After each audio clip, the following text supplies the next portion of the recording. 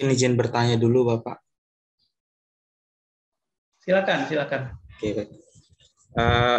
Terkait mengenai masalah penulisan nama sekolah di ini, Pak, di judul, apakah memang bisa seperti itu, Pak, tanpa menuliskan nama sekolah? Karena sebelumnya kan kita perlu melakukan yang namanya proses apa istilahnya di sekolah tersebut lakukan ini apa istilahnya?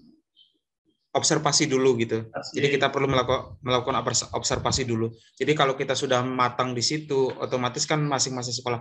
Jadi sekarang kalau secara umum kita sebutkan di situ, Pak, kan kita belum tahu kondisi masing-masing sekolah yang lain gitu. Bagaimana dengan hal tersebut, Bapak? Terima kasih. Oke, terima kasih, Rizal. Mungkin satu pertanyaan lagi dari yang lain, silakan.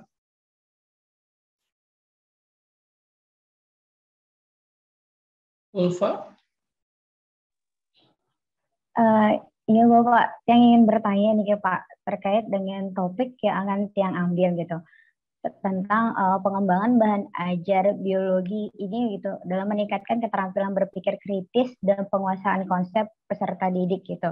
Nah, yang Tiang ingin kembangkan di sini, kalau penelitian sebelumnya dia mengembangkan ini berbasis Android kan Pak gitu. Nah, tapi Tiang ingin mengembangkan dalam bentuk link gitu loh Pak. Bisa nggak seperti itu gitu Pak? Dan apakah di setiap judul itu harus dimasukkan model pembelajarannya itu atau tidak gitu Pak? Terima kasih.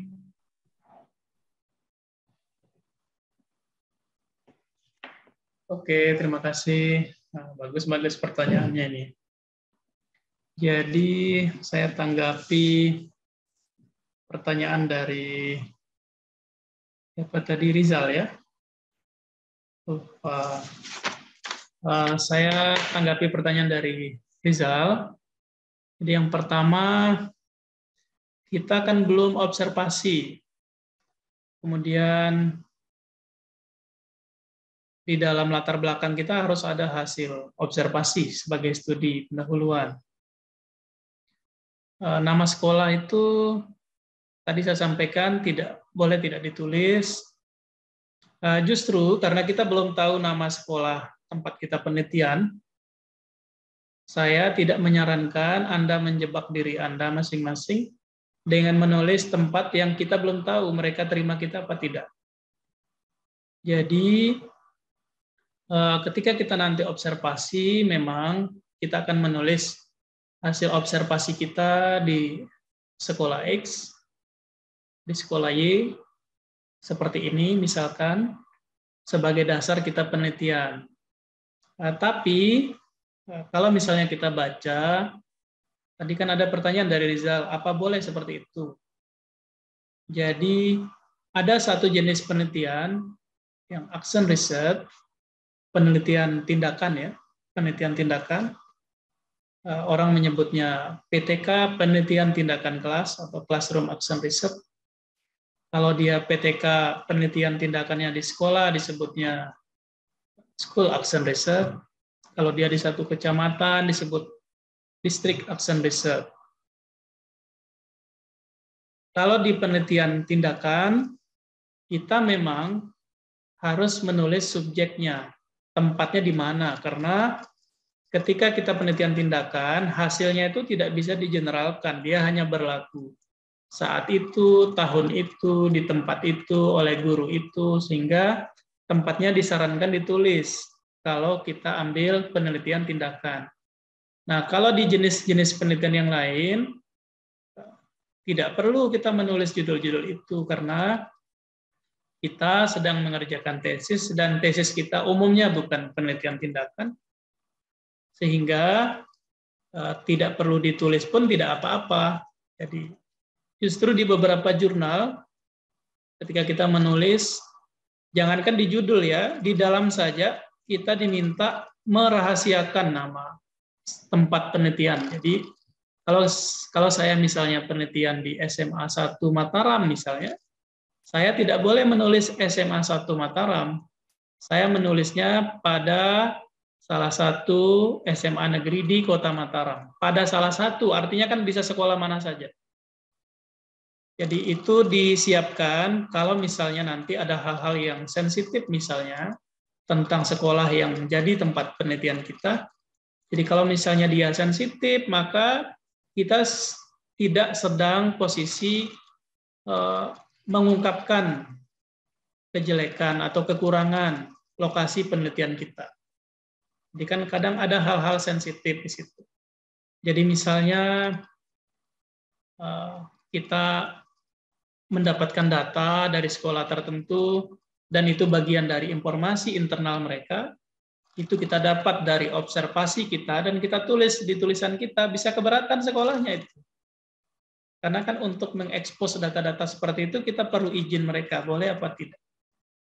Termasuk misalnya ketika dokter ingin mempublikasikan dokumentasi, ada foto dia pasiennya misalnya, itu tidak boleh wajahnya tuh diperlihatkan, dia harus dibuat blur dia posisinya.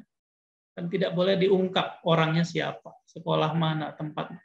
Kecuali lokasi-lokasi itu spesifik ya. Misalnya ada dari kita yang akan penelitian habitat kupu-kupu atau belalang misalnya di Taman Nasional Gunung Rinjani, ya itu harus disebut karena penelitiannya di tempat itu, tidak di tempat lain. Jadi kurang lebih seperti itu. Terkait dengan observasi itu kan apa yang kita amati.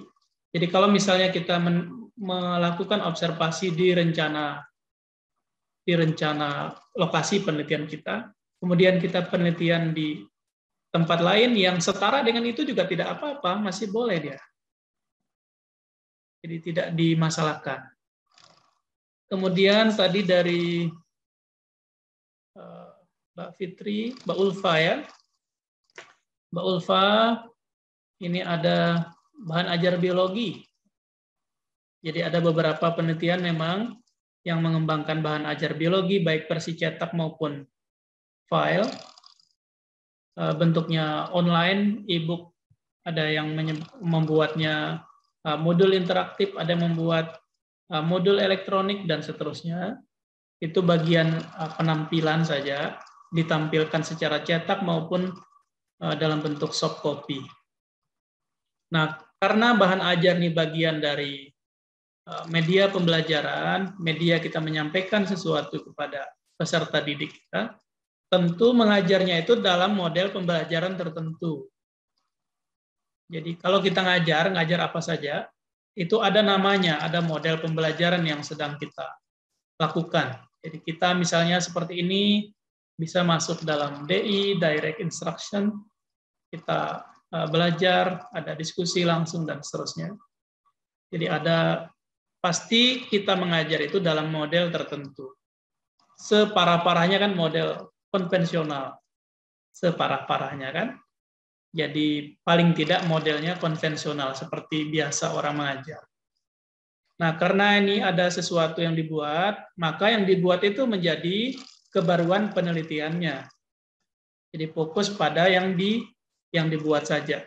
Nah, masalah nanti modelnya digunakan dalam apa? Modelnya boleh muncul di judul, boleh juga tidak muncul di judul, bisa dimunculkan di dalam penjelasan. Kalau kira-kira modelnya masih bisa dimunculkan di judul, bisa lebih bagus. Kalau kira-kira dia terlalu panjang, ya tidak apa-apa, tidak dimunculkan di judul. Jadi, misalnya saya akan menulis, ada salah satu tulisan, itu terbit April kemarin ya. Iya, edisi April. Itu ada, kami sebut model pembelajaran sains saja. Ternyata di dalamnya ada penjelasan beberapa model pembelajaran. Jadi model belajar A, model belajar B, model belajar C dilakukan di sekolah tertentu dan itu dibandingkan. Kemudian tadi rencana mengukurnya keterampilan berpikir kritis. Nah, bagus juga keterampilan berpikir kritis seperti pernah dibahas sebelumnya. Itu ada banyak pakar yang sudah menulis tentang keterampilan berpikir kritis. Nah, sekarang yang harus dipilih dulu berpikir kritis itu apa betul mau ke skillnya, critical thinking skill, atau mau ke disposisinya. Ada namanya disposisi berpikir kritis, critical thinking disposition. Itu ada perbedaannya, dan nanti ada implikasi pada instrumen yang digunakan. Jadi kalau misalnya di search di Google itu Gunawan disposisi berpikir kritis, ada banyak beberapa tulisan. Ada juga kalau search keterampilan berpikir kritis Gunawan, itu banyak. Saya beberapa kali menulis tentang itu, dan kita harus memilih dari banyak pakar yang menulis tentang berpikir kritis. Kita akan mengambil pendapat pakar yang mana. Kemudian setelah kita pilih pakarnya, kita akan muncul nanti, kan banyak tuh indikatornya tuh. Indikatornya kita akan ambil indikator yang mana saja. Dan alasannya kita milih indikator itu apa. Itu penting dapatnya. Kemudian tadi ada penguasaan konsep biologi.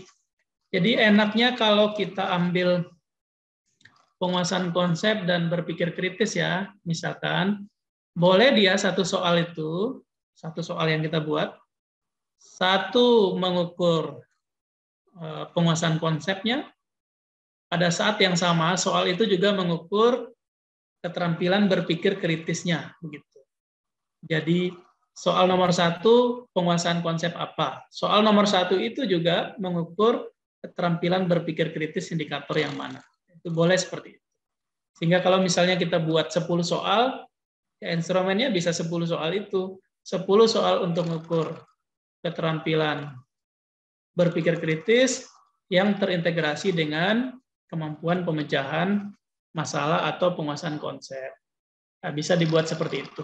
Nah, yang jadi masalah biasanya agak kesulitan kita kalau menyilangkannya 2 indikator keterampilan berpikir yang berbeda. Satu mengukurnya berpikir kritis, satu mengukur berpikir kreatif. Ini kan indikatornya tidak selalu cocok ini. Jadi kadang kritisnya cocok, kreatifnya tidak masuk. Kreatifnya masuk, kritisnya tidak masuk. Kalau penguasaan konsep kan pasti masuk. Jadi sepanjang soal itu tentang biologi, maka dia pasti mengukur penguasaan konsep biologi. Begitu juga fisika, kimia, lain-lain. Jadi tidak apa-apa. Begitu. Ulfa. Ada tanggapan? Silakan.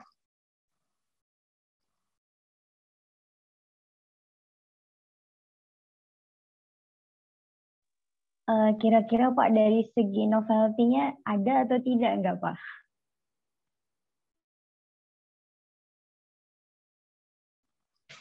Novelty-nya ketemu banyak ini. Nanti misalnya bahan ajarnya ada yang berbeda dari bahan ajar yang lain, itu sudah dapat novelty. Bahan ajar yang ada berpikir kritisnya juga bisa jadi novelty. Nanti bahan ajar dalam model tertentu bisa juga jadi novelty. Jadi kan ini pintar-pintar kita melihat sisi mana ya yang diangkat untuk melihat kebaruan tulisan itu. Jadi banyak-banyak bacalah nanti.